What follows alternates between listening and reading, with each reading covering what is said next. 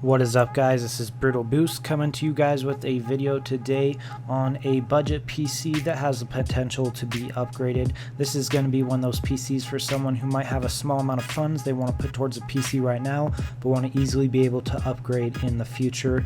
This PC I'm going to put out in front of you, it's going to have all the potential to do that. So let's go ahead and let's get in. So first things first, we're going to start out with the CPU. We went with the Intel Core i3 6100. This is a cheaper processor. The reason we're going with just an i3 is because it can still get your gaming done, small video editing and whatnot. It's going to come down at a low price of only $118.69, and this is a part of the computer that's super easy to switch out. It's interchangeable. You can upgrade to the i5 in the future and even the i7, so that's why we have this as our CPU. So up next we have our motherboard. I went with the Asus Z170A ATX DDR4 motherboard.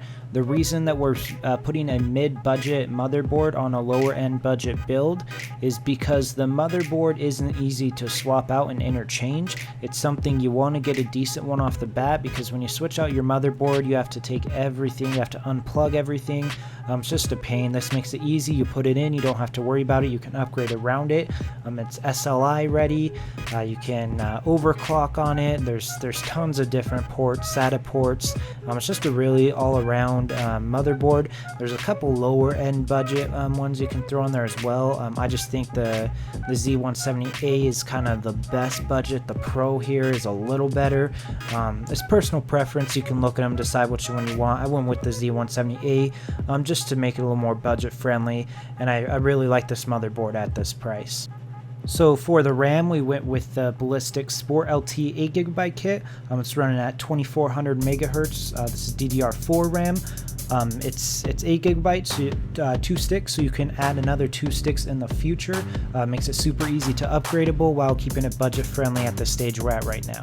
So up next we have our CPU cooler.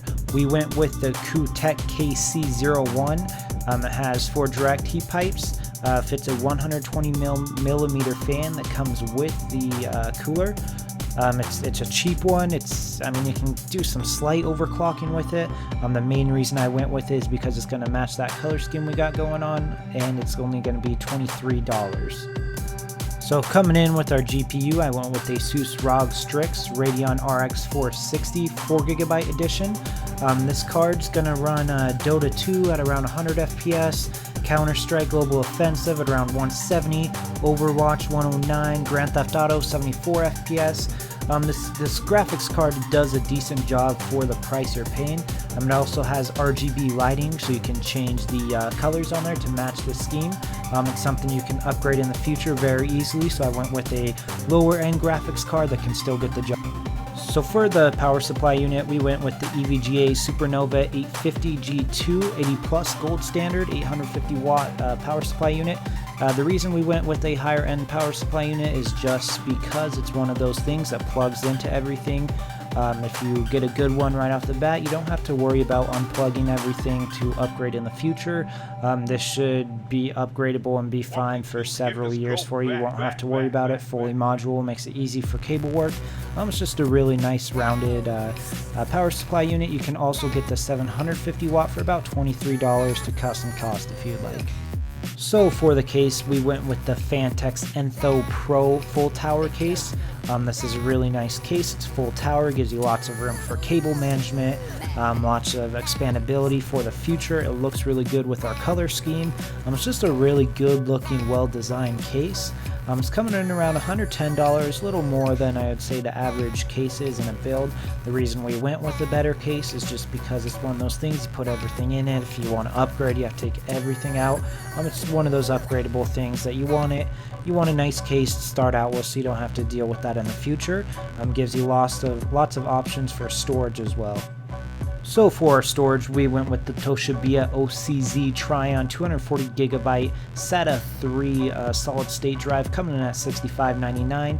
It's a pretty quick SSD for the price, with read speeds of 550 megabytes per second and write speeds of 520 megabytes per second. It's one of those things you can always upgrade or add an HDD in the future.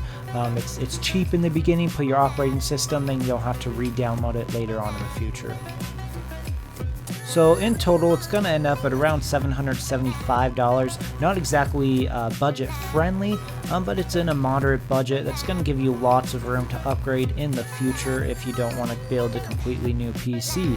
If you didn't notice already, every single one of these items is Prime eligible, so that means if you are an Amazon Prime member, you can get free 2-day shipping on every single one of these items. It'll take 2 business days to get it from you. You only have to make one stop to shop for all these items. Once again, I left every single item in the description. You can just click on the link and order it if you want to do them one at a time. I would just want to thank you guys for watching this video. If you guys have any questions, just go ahead and leave it in the comment box. Go ahead and subscribe to me on YouTube if you haven't. Also check me out at Twitch. I'm over there streaming a lot, as well as Twitter and Instagram. I get on there every once in a while. You can go check me out there as well. I want to thank you guys for tuning in. You guys have a good day now.